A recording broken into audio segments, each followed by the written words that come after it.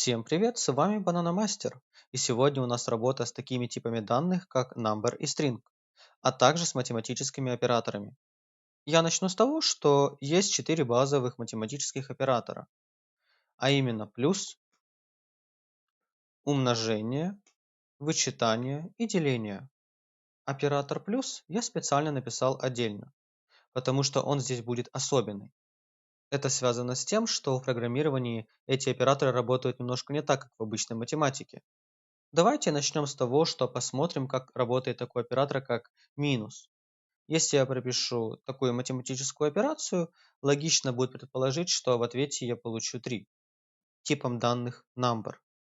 Я специально выделяю тип данных, потому что в дальнейшем это будет очень важно.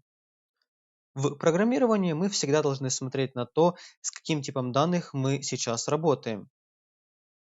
Ведь каждый тип данных будет вести себя по-разному. Так вот, сейчас я кое-что поменяю. И я поменяю то, что если раньше я математически считал такие типы данных, как number, то сейчас я буду считать строки. То есть я написал строкой 5 минус строкой 2.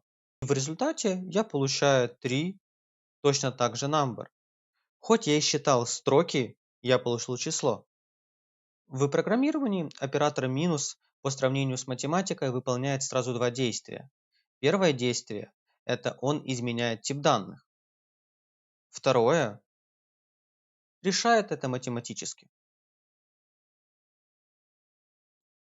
Если говорить подробнее, то первым действием оператор минус преобразует в число левое и правое выражение. Это выглядит примерно вот так вот. У нас есть первое выражение, и оно станет числом. И также у нас есть второе выражение, оно точно так же станет числом. После этого действия у меня получится 5 намбером и 2 намбером. И тут уже начнется второе действие, математическое, в результате которого я получу 3. Такое же поведение есть у таких операторов, как умножение и деление. То есть они точно так же преобразовывают левое и правое выражение в number. В итоге я могу даже вывести какую-то формулу по типу, если я сделаю строка минус строка, я гарантированно получу число. Точно так же, если бы это было у нас деление и умножение.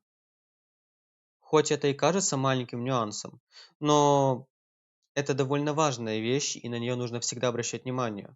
В процессе работы у вас будет очень часто преобразовываться один тип данных в другой, и вам нужно всегда улавливать этот момент. По нашей формуле, если я напишу 200 деленное на 2, у нас в ответе будет что? Надеюсь, вы ответили правильно, что в ответе у нас будет 100 типом данных number. Следующий пример я сделаю такой. 2 умноженное на 3. В результате этого действия я получу что? Правильно. Я получу 6 типом данных number.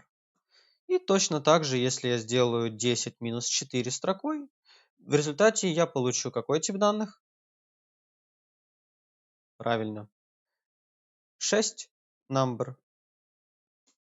Сейчас мы попробуем написать что-то более интересное. Я буду считать не обычную строку, а строку с какой-то приставкой. К примеру, 2px. 2px минус 2. В результате этого действия я получу none типом данных number. На прошлом уроке мы говорили о том, что есть такое число как none, и оно относится к number. Сейчас мы разберем его более подробно. Оператор минус выполняет у нас два действия. Преобразовывает тип данных и фактическое математическое. Значит, первое, с чего он начнет, это он будет преобразовывать левое и правое выражение в число. По ходу этого действия у нас вот эта строка станет числом. Как только оператор минус начнет преобразовывать наших 2px, он увидит в нем несчитабельные символы, ну то есть p и x.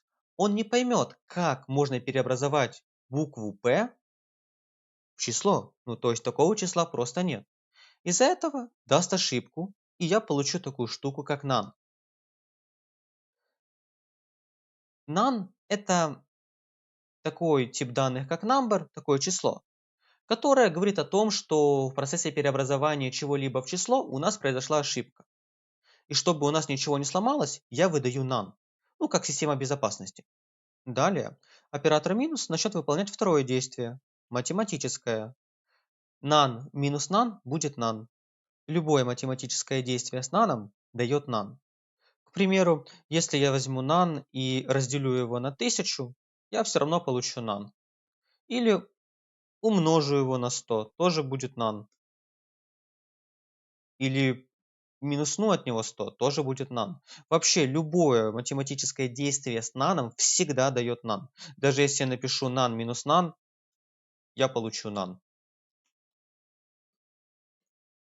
Значит, повторюсь еще раз, что none – это такое число, которое говорит о том, что в процессе преобразования чего-либо в число, оно числом быть не может. Исходя из этого, если я пропишу такое действие, как $45 минус 45, я получу такую штуку, как правильно, как none. Тип данных number, не забываем. По факту none – это такое число.